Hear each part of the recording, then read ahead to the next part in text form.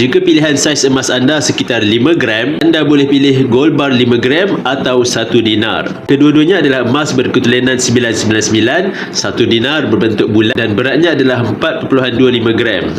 0.75 gram lebih ringan berbanding gold bar 5 gram.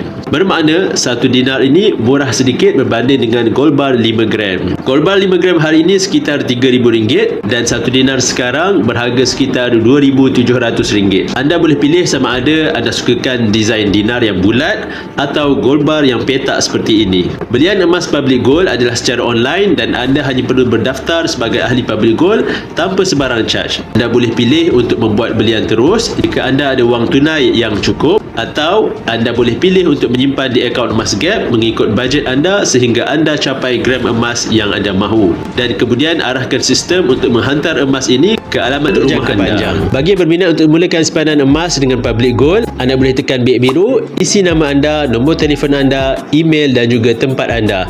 Kemudian saya akan kontak anda dan saya akan bimbing anda sebaiknya.